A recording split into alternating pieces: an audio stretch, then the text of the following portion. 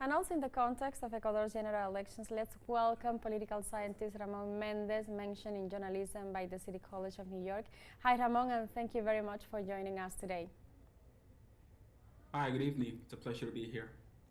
As the country awaits the official results of the elections, let's recall that there are 16 candidates running for president. However, there are two on the front line, current President Daniel Noboa and also Luisa González from the leftist Citizen Revolution movement, who are facing each other once again after the 2023 early elections.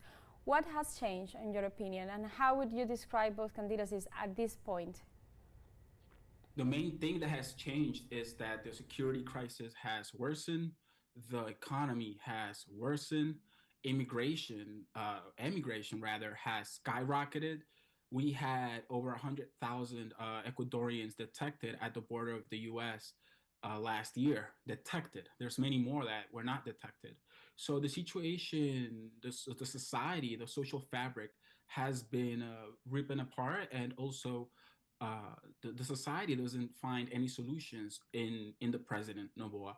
Nevertheless, the support from the oligarchy, the support from the establishment, the support from other right-wing parties that simply do not want Correísmo to be back in power and to make them pay taxes, essentially follow the law. So there is some support from for Novoa, even though the situation in the country is for the whole world to see that it has worsened. Also, we've seen Luisa González taking her political campaigns to the street to be close to the people, while Noboa stayed indoors, releasing his electoral campaign on social media. How could those different approaches be decisive on this election's outcome? Well, the mass of the citizens' revolution, that 30% base that they have is, it's mostly working class. It's mostly going into the neighborhoods, the urban areas where the state is not reaching, right? Where there is no access to good health, or there is no access to good education. So that type of on the street, walking with the people, it's always going to be more of a natural way of doing campaign for a leftist party. In this case, the Citizens Revolution. Of course, no, President Noboa, being the part of the wealthiest family in Ecuador, having all these connections with media, and of course having an unlimited amount of money to just do campaign at the same time that he's in office, then of course the balance, it's very difficult, especially when we think about the young population. Now let's remember, after the 2008 Constitution of Ecuador, which was created under the presidency of Rafael Correa, La Constituyente, as it's called in Spanish. Uh, After that, 16-year-olds were able to vote if they wanted to. Voting in Ecuador is compulsory, it's obligatory for 18-year-olds and older people, adults, right? But is optional for 16 to 18-year-olds. So this mass of folks, young people who are on TikTok, who are on different types of social media, right?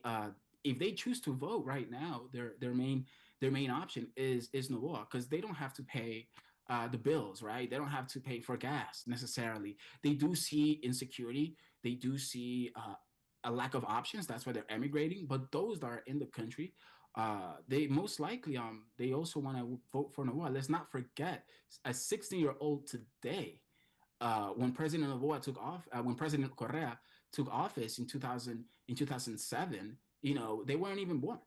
So a lot of these young folks do not remember their citizens revolution, do not remember what that government was like, and that's the main population that in social media President Novoa is targeting. Luisa González has denounced the attempts of the extreme right of the country to undermine her candidacy. You mentioned the media, and I wanted to ask you, what's the role played by news media and social media in those attempts by the far right's intentions and efforts? Well, all of the media, even when Rafael Correa was president, all of the established media is part of the right wing, is part of the oligarchy. No different than from other countries in Latin America. Ecuador did not have a public television until Rafael Correa was president, something that was normal for every other country in the world, essentially. So social media, and mainly established media, they play a huge factor. Let's not forget, older folks tend to watch the news, and the main TV channels, which I'm not going to name, but the main three or four TV channels are all going against citizens' revolution and supporting Novoa. Now, there have been a couple of editorials here and there that do take jabs at President Novoa, but nothing too serious. The main thing that we have to think about is also that the immigrant population votes. I'm currently in New York. I'm assemblyman until today, actually, for the migrants, representing them in the National Assembly of Ecuador with everything that entails. Yet, a lot of people are afraid to go vote here in the U.S. for Ecuadorian elections because of the deportations that are going on, right? So that also creates disenfranchisement. In Venezuela, President Novoa has issues in recognizing the democratically elected government of Maduro, and there is no relationship in that sense. So over 9,000 Ecuadorians that reside in Venezuela will not get to vote. And those people, those Ecuadorians living in Venezuela for decades, those are most likely, as we have seen in the last elections, people who would vote for the Citizens Revolution. So those are the main issues of disenfranchisement, but they are targeted more than anything to the diaspora. The social media that is done in Ecuador also reaches the diaspora. So we have to also realize that even though there is a lot of immigration recently as well, especially to the US, these folks still think the same way they think or they thought in Ecuador, right? Very similar to other countries, diaspora who migrate and yet they support the reactionary right wing. It's very similar. So let's just hope that this disenfranchisement that has happened directly in Venezuela through the actions of Daniel Noboa, and indirectly in the U.S. through the actions, in this case, of the U.S. government. So the media plays a strong role, and let's hope that they do not obscure they do not overshadow the actual will of the people. Thank you. Thank you very much, Ramon, for all your time hearing from the South and your remarks here in this context of the elections in Ecuador. No, thank you. And I hope the people of Ecuador is the one that wins and that we can have peace and stability in the region. Thank you. And with